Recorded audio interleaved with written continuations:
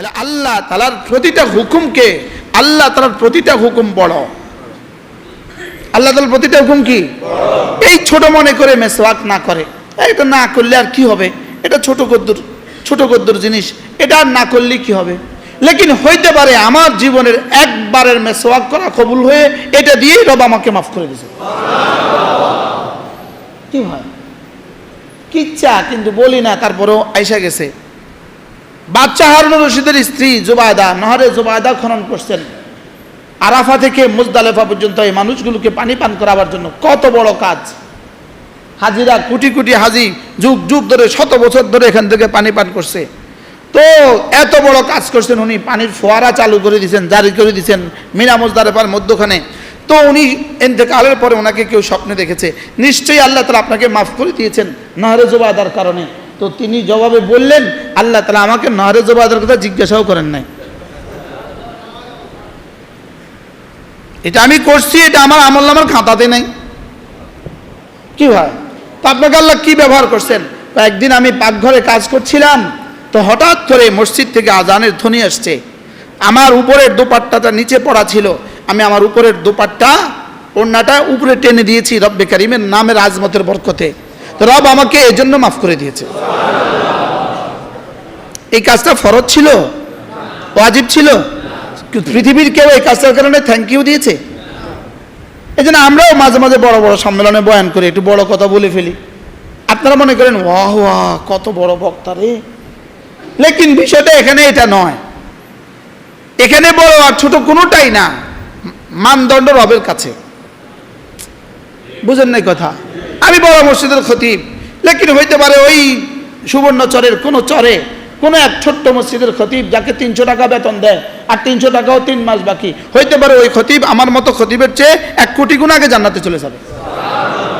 আমাদের রশিদের হযরত ওয়ালা দামাত বারাকাতুম, আল্লাহ হযরতের হায়াতের মধ্যে বরকত দান করেন। হযরত একদিন বলেন, কত হাতি ঘোড়া ধরা খাবে আর কত পিপিলিকা পার হয়ে যাবে। কি কি বলছে বলেন তো? হাতি ঘোড়া ধরা খাবার, পিপিলিকা কি হয়ে যাবে? পিপিলিকা পার হয়ে যাবে। এজন্য ইবাদত করে। এজন্য ইমাম গাজালি রহমতুল্লাহ আলাইহি লিখছেন, একজনে সারা রাত তাসবিহাত পড়লো, সকালে বলল বাহ বাহ। বাহ বাহ আরবি ভাষায় বলে ওয়াহ ওয়াহ। কি বললো? ওয়াহ ওয়াহ, বাহ বাহ। আমরা বাংলা বলি বাহ বাহ। আর আরেকজনে মুআযাল্লাহ সারা রাত ঘুমাইলো, তো সকালবেলা বললো আমার তো তাসবিহাত ছুটে গেছে, আমার তো ইবাদত ছুটে গেছে।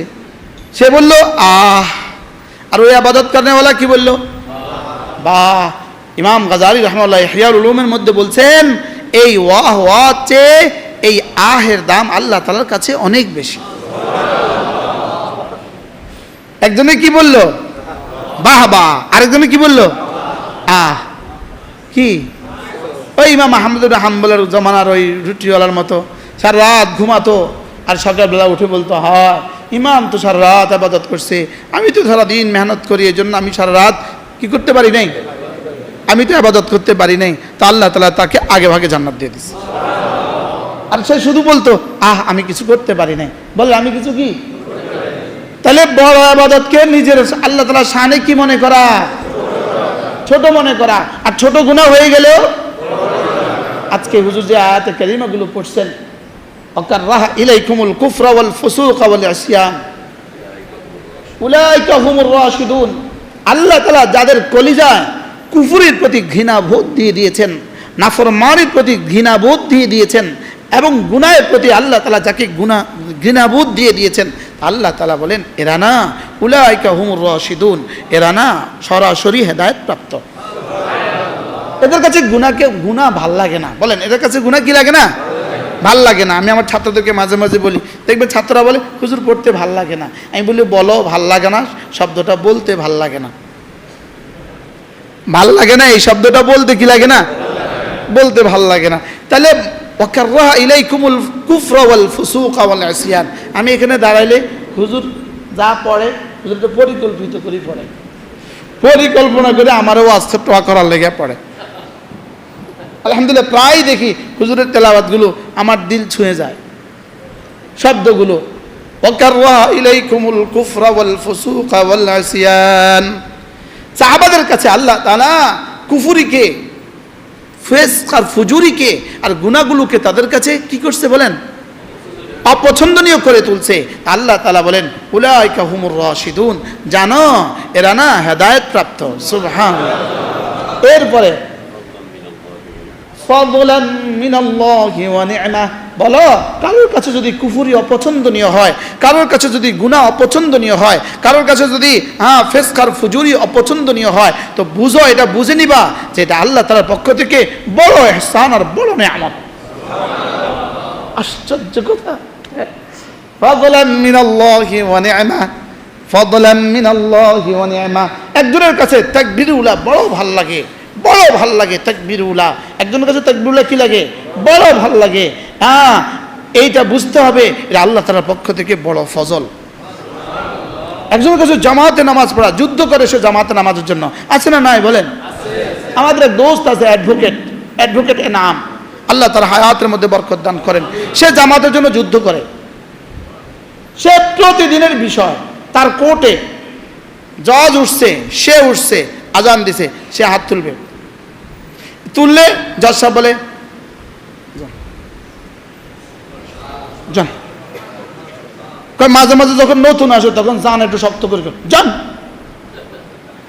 পরে কয়তো শক্ত করলেও লাভ নেই, নরম করলেও লাভ নেই, হ্যাঁ যাইব যাইব, ঠিক আছে যান।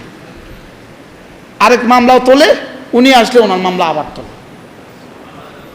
কি হয়? গাড়িতে যাইতেছে, বাস যুদ্ধ শুরু। আমি নামাজ পড়বো, আমি জামাতে নামাজ পড়বো, বাসওয়ালার লগে যুদ্ধ শুরু।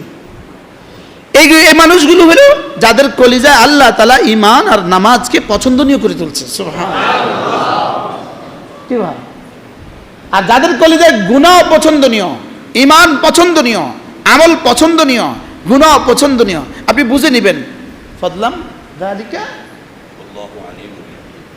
যালিকা ফাদলাম মিনাল্লাহি ওয়া নি'মা, ফাদলাম মিনাল্লাহ, এটা আল্লাহ তাআলার পক্ষ থেকে ফজল। আর কি? ওয়া নি'মাতান, আর কি? আল্লাহ তাআলার পক্ষ থেকে নিয়ামত। সুবহানাল্লাহ। দেখছেন, আমরা মনে করছি টাকা পয়সা নিয়ামত, বুঝেন না? আপনারা যে আমার এই মসজিদে বসার সুযোগ করে দিয়েছেন, এটা আমার জন্য আল্লাহ তাআলার পক্ষ থেকে কত বড় ফজল। এটা আল্লাহ তাআলার পক্ষ থেকে কত বড়, আল্লাহ তাআলার পক্ষ থেকে কত বড় নিয়ামত। এটা আল্লাহ তাআলার পক্ষ থেকে কত বড় নিয়ামত। সুবহানাল্লাহ। যে আপনারা যে বসার তৌফিক পেয়েছেন, এটা আল্লাহ তাআলার পক্ষ থেকে কত বড় ফজল। আল্লাহ বসার তৌফিক না দিলে বুঝে আপনি বসতে পারতেন কি? এটা আল্লাহ তাআলার পক্ষ থেকে কত বড় ফজল। এই ফজল আর দুনিয়াতে দেখা যাবে না, লেকিন এই ফজলের আসার, এই ফজলের আসার আপনি বুঝেন আর না বুঝেন, আপনার জীবনে কিন্তু এসেই যাবে। আপনি বুঝেন আর না বুঝেন, আপনি হয়তো বুঝেন নাই, আপনি কিন্তু বুঝেন নাই, কিন্তু আপনার জীবনে এই ফজলের নিয়ামতের আসর এসেই যাবে। বান্দা যখন, বান্দার প্রতিটা ইবাদতের ফায়দা দুইটা, কিছু ফায়দা দুনিয়াতে, কিছু ফায়দা আখিরাতে। প্রতিটা দোয়ার দুইটা ফায়দা, দুনিয়াতে আখিরাতে। প্রতিটা জিকিরের দুইটা ফায়দা, দুনিয়াতে আখিরাতে। দুনিয়ার ফায়দা কদ্দুর দুনিয়া হিসাবে, আখিরাতের ফায়দা কদ্দুর আখিরাত হিসাবে। যদি আখিরাতের সব ফায়দা দুনিয়া দিত, আপনি কলিজা ফায়দা মরে যেতেন। কি এটা? কারণ একবার সুবহানাল্লাহ নেকি যদি দেখতেন, কলিজা ফেটে মরে যেতেন। আমি তো দ্বিতীয়বার করার সুযোগই পেতাম না। কি এই জন্য বলেন, প্রতিটা নিয়ামতের কয়টা আসর?